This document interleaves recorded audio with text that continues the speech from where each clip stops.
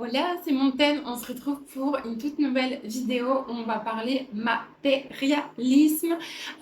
Comment le fait de voyager, ça m'a permis de vraiment me détacher de 90% de ce que je possédais en termes de matériel. Je te raconte tout ça dans cette vidéo, mais avant, comme d'hab, pense à t'abonner si c'est pas encore fait. Je vous vois voir les vidéos, mais ne pas vous abonner. C'est hyper important pour moi, pour le soutien de cette chaîne. Donc, merci d'avance si tu prends le temps de t'abonner, de mettre un petit like, un petit commentaire aussi. C'est adorable de ta part et ça m'aide franchement beaucoup à continuer cette chaîne YouTube. Donc, merci.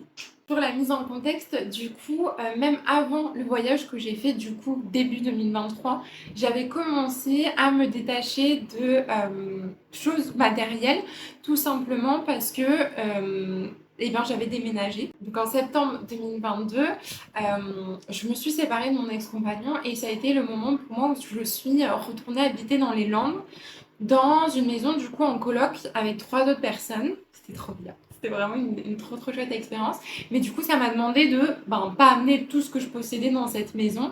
Et donc déjà à ce moment-là, j'avais fait énormément de tri, notamment sur mes vêtements. Voilà, j'avais vendu sur Vinted à fond. Je possédais encore certaines choses, mais comme c'était une maison qui était meublée, ça m'a demandé vraiment de me détacher, de vendre déjà plein de choses. Pour la mise en contexte, je restais quand même quelqu'un qui aimait bien, voilà, de temps en temps acheter de la déco, une nouvelle fringue, mais j'ai jamais été une accro du shopping, j'ai jamais surconsommé au niveau matériel, au niveau possession de quoi que ce soit. Mais voilà, j'avais une voiture, j'avais de la déco, j'avais plein de livres, j'avais plein de souvenirs aussi. Enfin voilà, je suis team carnet aussi, donc j'avais une montagne de carnets, j'avais quand même si pas mal de fringues. Donc voilà, j'avais quand même pas mal de choses. Et du coup, je suis partie en voyage en janvier 2023 en me disant, donc si t'as pas vu cette partie-là de mon parcours, bon, je t'invite à aller voir les vidéos précédentes qui racontent comment j'ai décidé en plein voyage de finalement m'expatrier à l'autre bout du monde. Et du coup, ça m'a demandé, ce choix d'expatriation, de revenir en France et de vendre littéralement tout. J'ai gardé, je dis 10% pour que ce soit significatif, mais ça se trouve, c'est moins que ça. J'ai vendu ma voiture, j'ai vendu tous les meubles que je possédais. J'ai donné énormément de choses. Ça m'a appris vraiment à me détacher de, voilà, de pas garder ou de pas vouloir vendre absolument. J'avais cette nécessité de devoir donner, de me débarrasser de quasiment tout ce que j'avais. Donc ça, je l'ai fait durant le mois de mai 2023. Donc je vais te raconter cette partie-là et je vais te raconter aussi comment ma vie au Salvador avec beaucoup moins de confort et même dans mon voyage avant au Mexique notamment et au Guatemala, ça m'a fait me rendre compte de putain à quel point on peut, je sais pas, être omnubilé, être vraiment, j'ai pas envie de dire forcé parce que on doit rester souverain, on doit rester responsable de nos actes, mais à quel point on est dans une société de consommation et notamment en France. J'étais de cette team-là aussi à vouloir aller à Action régulièrement, genre tous les week-ends, avoir la dernière connerie qui sort, une plate déco en plus, un autre truc pour le balcon et tout, alors que j'en avais pas particulièrement besoin. Acheter plein de trucs de loisirs créatifs, mais au final, genre jamais m'y mettre. Donc voilà, je trouve qu'on est vraiment poussé en France à être dans cette consommation. On le voit partout, dans tous les magasins, que ce soit de la consommation de bouffe, de la consommation de vêtements, de chaussures, d'accessoires, etc. Et en fait, de partir en voyage, ça m'a fait me rendre compte à quel point on n'a pas besoin de tout ça, hein. Je pense qu'on le sait tous, mais une fois qu'on l'expérimente, c'est en mode ah oui, on n'a vraiment pas besoin de tout ça. Donc du coup, ça a commencé à se faire ce détachement du matériel en voilà, courant janvier-février. Donc déjà pendant mon voyage au Mexique, j'ai dû faire un choix, c'est de partir avec un sac à dos parce que je voulais pas me trimballer une valise. Donc on était vraiment avec ma meilleure pote en mode backpack. Et donc déjà le choix de je pars juste avec un sac à dos pour 3 mois et demi, c'était hyper challengeant pour moi. Surtout que j'avais aussi un objectif, c'était de plus du tout me maquiller. Parce que j'en ferai une vidéo sur le rapport à ma peau et notamment à l'acné. Parce que j'ai eu de l'acné pendant plus de 6 ans, de l'acné en tant que jeune adulte. Et du coup, j'en étais arrivée à un point où j'ai guéri de l'acné, j'en avais beaucoup moins. Mais j'avais toujours cette fausse idée de en fait, j'ai toujours des boutons, j'ai toujours une peau de merde, entre guillemets, j'ai toujours des cicatrices, donc il faut que je camoufle. Et je suis partie en voyage, je m'étais fait un petit carnet avec, ben, j'aimerais apprendre l'espagnol et j'aimerais aussi ne pas amener de maquillage. En tout cas, ne pas mettre de fond de teint, etc. Logique, vous me direz quand on part dans un pays chaud, mais moi, c'était hyper challengeant pour moi. Donc, je suis partie, je me souviens plus exactement, mais je crois que j'avais pris juste un mascara, manière de, voilà, si on sortait, mettre du mascara, mais j'en ai pas mis. J'en ai mis qu'en février quand j'ai débarqué au Salvador et qu'on sortait un peu le soir, mais sinon c'est tout. Et donc déjà, moi, ce détachement de la possession de tout ce qu'on peut avoir niveau skincare, niveau maquillage, ça m'a fait un bien fou. Ça m'a fait me dire, ok, ben, je suis jolie en fait sans maquillage, les gens me regardent pas bizarrement. En fait, ça va et surtout, voilà, c'est pas une utilité, c'est pas un besoin. Et du coup, ça m'a fait ça déjà énormément de bien. Et donc, en plus, moi, je suis partie avec un sac à dos. Donc, j'avais le strict nécessaire en termes de fringues, en termes de chaussures. C'était mon premier vrai gros voyage. Donc, je pense quand même que j'avais pris trop de choses comparé à ce que j'avais besoin au final. Mais ça m'a permis de ouf de me détacher voilà, il faut que j'ai le choix entre je sais pas combien de shorts, je sais pas combien de t-shirts, je sais pas combien de sous-vêtements. Bah non, là, en fait, c'est ça. Et en fait, si ça, c'est sale, eh ben, il faut le laver parce que tu vas remettre ça, en fait. Et qu'il n'y a pas le choix pour autre chose. Et que j'ai pas envie d'acheter plein de fringues parce que sinon mon sac à dos va être encore plus lourd.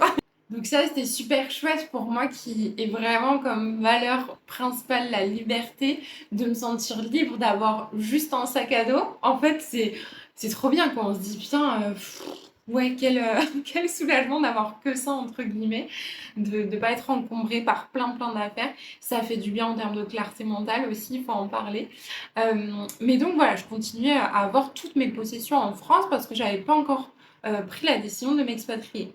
Ce choix arrive du coup pour en février quand je débarque au Salvador. Encore une fois, CF, les vidéos précédentes, je te raconte mon expatriation, comment j'ai décidé de quitter la France. Et du coup, j'ai décidé de rentrer 3 semaines seulement en France pour vendre toutes mes affaires. Et ça a été chaud. Ça a été chaud parce qu'en fait, en 3 semaines, j'avais déjà le retour en France, jet lag, tout ce que tu veux. Je continue de travailler, donc j'ai une activité de coaching en ligne, donc je continue de travailler, de communiquer sur les réseaux sociaux. Un petit peu moins parce que j'avais plein de choses à faire, mais je continue de travailler. Dire au revoir à ma famille, tous mes proches, essayer de voir le plus de monde possible, les potes que je veux absolument voir avant de partir. Et en plus, il fallait que j'aille rendre mon logement et vendre toutes les affaires que j'avais du coup dans la maison où j'étais en coloc. Et donc j'ai fait ça en 3 jours, je crois, de vendre tout.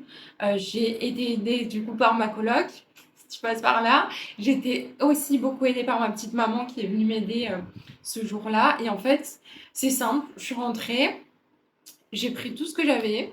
J'ai fait 2 cartons de choses que je veux absolument garder, mais qui vont rester en France chez ma mère. Donc, notamment des vêtements d'hiver, si jamais je reviens en vacances en France pour Noël ou quoi, pour avoir des vêtements d'hiver. Et vraiment des souvenirs ou des livres dont je voulais absolument pas me débarrasser. Donc, il y a quelques lettres, photos, voilà, des petits souvenirs comme ça. Mais j'ai jeté énormément de choses. Voilà, même des carnets, des choses dont, voilà, qui étaient un petit peu importantes niveau sentimental, mais que je sentais que voilà, dont il fallait que je me détache. Donc je me suis détachée d'énormément de choses, ouais, même au niveau des souvenirs. Et voilà, je gardais un petit peu de livres, donc tout ça, ça tient dans 2 cartons qui sont chez ma maman. Et ensuite, du coup, j'ai fait en gros une valise de ce que je veux amener avec moi au Salvador. Pas plus. Donc, j'avais une valise, un sac valise, même pas une énorme valise, un sac valise et mon sac à dos. Je suis partie avec ça, plus ma pochette d'ordi. Donc, je me suis expatriée avec un sac à dos et une valise. Donc, là aussi, je ne vous raconte pas qu'est-ce que je dois amener, qu'est-ce qui est important d'amener ou quoi.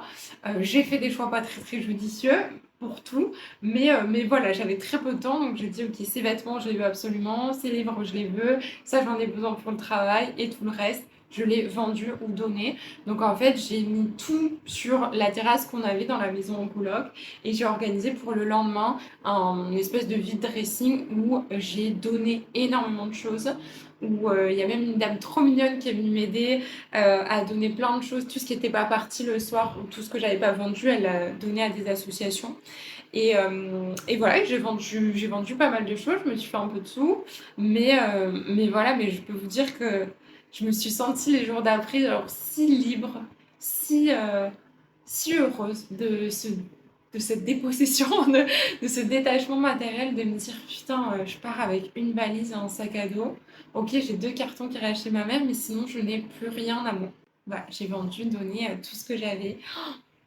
Quel bien, mais quel bien ça fait. Et donc aujourd'hui, j'ai racheté évidemment certaines choses parce que on a aménagé avec mon mari dans une maison, donc forcément on a acheté ben, voilà, des draps, une chaise de bureau, enfin voilà, de la déco un petit peu, mais ça reste très très soft. Et donc ce que je voulais vous raconter aussi, ouais, c'est que ma vie ici, ça m'a fait vraiment reconnecter aux choses essentielles. Quelles sont les choses essentielles? Avoir de l'eau, oui, c'est très bateau, mais vraiment avoir de l'eau. Parce que qu'est-ce qui s'est passé en arrivant au Salvador? Donc déjà au Mexique et au Guatemala, ben, les douches, c'est de l'eau froide, à part dans certains endroits, mais sinon, en tout cas pour les auberges de jeunesse qu'on a pu faire avec ma meilleure pote, les endroits qu'on a fait aussi au Guatemala, c'était eau froide. Et au Salvador, c'est pareil, c'est très très rare les endroits, les Airbnb qui ont de l'eau chaude. Normal, il fait 35 degrés, 40 degrés tout le temps. Sauf un peu le soir, il fait un peu plus frais. Mais voilà, c'est 100% avec 99% eau froide. Donc du coup, bah, ça te fait te dire, ah oui, ah oui, donc déjà en France, on a oublié en fait ce que c'était que le bonheur, la facilité d'avoir de l'eau chaude, tu vois. Enfin, personnellement, je parle vraiment de partage d'expérience, on en oublie en fait l'eau qu'on consomme, l'eau chaude qu'on a en abondance comme ça. Et en fait, ce qui est arrivé au Salvador ici quand je suis arrivée, donc j'étais hébergée chez ma meilleure amie d'enfance, on a eu des coupures d'eau tout le temps. J'ai débarqué au moment où c'était plein été, donc vraiment où il fait encore plus chaud que d'habitude, et il y avait des coupures de courant, donc c'est arrivé jusqu'à 2, 3, des coupures de courant, oui, des coupures de courant, ça arrivait aussi, mais surtout des coupures d'eau. Donc en fait, ici, comment vous expliquer? C'est des espèces d'immenses citernes d'eau qui sont réapprovisionnées par la ville ou par certaines entreprises selon les endroits où vous êtes au Salvador. Bon, en tout cas, pour ici, là où j'habite, comment ça se passe, c'est que 2 à 3 fois dans la semaine, donc il y a certains endroits au Salvador, c'est tous les jours ou tous les 2 jours. Là où je suis, c'est 2 à 3 fois par semaine, il y a cette citerne qui est remplie, qui ne fait pas non plus des litres et des litres d'eau. Il y en a suffisamment pour après les autres jours, mais il faut quand même gérer l'eau. Et donc, des fois, pour X raisons, ils ne réapprovisionnent pas l'eau. Donc moi, ça m'est jamais arrivé ici, là, depuis que j'habite avec mon mari. Mais là où on était avec ma meilleure amie d'enfance, donc chez elle, c'est arrivé plein de fois que du coup, ils réapprovisionnaient pas l'eau. Et donc, tu te retrouves pendant 2, 3, 4, 5, jusqu'à une semaine et plus sans eau. Et là, ma cocotte, je peux te dire que on s'en branle de tout le reste qu'on peut avoir, des possessions matérielles et tout. La base, tu te dis, non mais c'est comment je vais me doucher, comment je vais tirer cette chasse d'eau là, hein, après être allé déféquer. On va parler très cash. Et en fait, de vivre une expérience comme ça m'a fait me dire, mais putain, mais qu'est-ce qu'on s'emmerde avec tellement de choses inutiles, alors qu'on devrait être déjà hyper reconnaissant d'avoir de l'eau en France. Est-ce que vous savez combien de litres d'eau sont utilisés juste pour la chasse d'eau? Et est-ce que vous saviez que c'est de l'eau potable qu'on utilise? Je pense que pour la plupart, vous le savez, mais c'est ouf en fait. Et moi, ça m'a vraiment fait mettre de la conscience sur ça. Et en fait, d'avoir même maintenant cette gestion de l'eau à faire, de me dire, ok, ben, je vais pas prendre une douche en fait d'une demi-heure parce que sinon, en fait, je vide l'eau pour toute la maison et pour potentiellement les 3 prochains jours. On ne sait pas exactement quel jour on va être réapprovisionné en eau, donc il faut gérer ça. Et ça apprend ben, à avoir une consommation raisonnable et en fait à voir ce qu'on consomme. Maintenant, moi, je sais, en vivant en couple, donc on est deux, je sais ce que c'est que de l'eau pour deux, pour, voilà, par exemple, 3 jours ou pour une semaine. Je sais ce qu'on consomme. En France, est-ce que vous savez me dire, peu importe où vous habitez, mais est-ce que vous savez dire combien de litres d'eau vous utilisez? Enfin, je pense que non, pour être sincère. Et il n'y a aucun jugement hein, derrière ce que je dis, mais c'est juste, en fait, moi, ça me fait vraiment, quand je disais me détacher du matériel, et c'est aussi remettre de la conscience sur les choses les plus basiques. Ici, il y a plein de fois aussi, en tout cas, il y a plusieurs fois où il y a des coupures d'électricité. Alors, en ce moment, moi, je suis dans un endroit qui est assez touristique. Ils sont en train de refaire les routes, etc. Donc, il y a pas mal de travaux qui nécessitent des coupures d'électricité. Donc, parfois, coupure d'électricité, qui fait que, bah, coupure d'électricité, pas de ventilo, donc on crève de chaud. Du coup, pas d'électricité, donc pas d'internet, parce qu'internet souvent est coupé aussi. Et ça aussi, il y a eu plein de moments où je l'ai trop bien vécu parce que je me disais, ah ben du coup, pas d'élec, je peux pas bosser. Ah ben en fait, je peux pas regarder Netflix. Ah ben en fait, je peux pas faire ça. Ben du coup, ça fait reconnecter à la simplicité de la vie.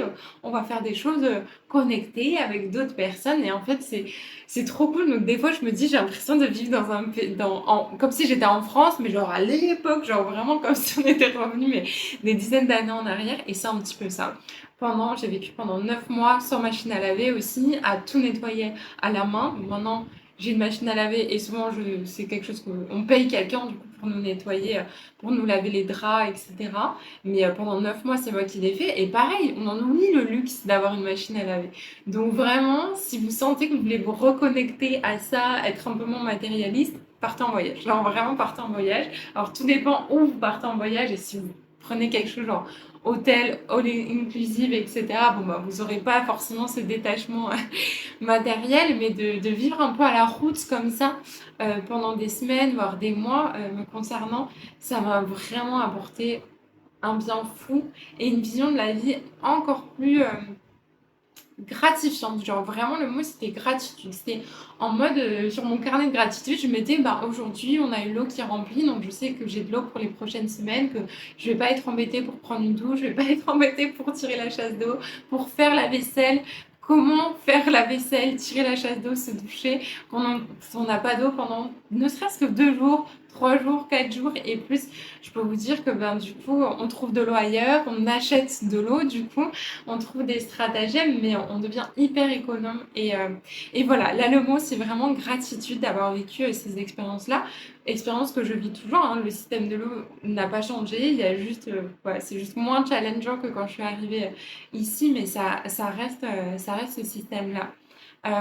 Voilà, donc les meufs et les gars, partez en voyage. Je trouve que ouais, ça apporte une gratitude sur la vie, sur les petites choses simples et surtout une vision de la vie complètement différente que je trouve qu'on peut avoir en France. Je dis voyager, mais ça peut être voyager en France. Partant en van, vous devez vous organiser pour trouver de l'eau, pour avoir de l'électricité, pour reconnecter aux choses basiques dont on a besoin pour vivre, pour se faire du bien, pour se sentir propre. Donc ça peut être fait totalement en France. Quand je dis voyager, c'est ne partez pas forcément à l'autre bout du monde.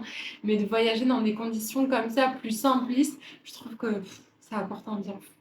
Voilà pour mon petit retour d'expérience au niveau matérialisme, eau, électricité. Ouais, franchement, c'était trop cool de revenir sur ça avec vous, de pouvoir vous le partager. Trop curieuse de savoir si vous avez vécu aussi des expériences similaires, si c'est quelque chose qui vous tente, si même ça vous a donné l'élan de vendre certaines choses, parce qu'en fait, on accumule énormément. Et moi aussi, je suis quelqu'un de très attaché aux souvenirs, où j'aime bien avoir ma petite déco, etc.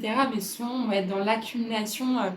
Euh, Vraiment, mais trop, quoi, à l'excès.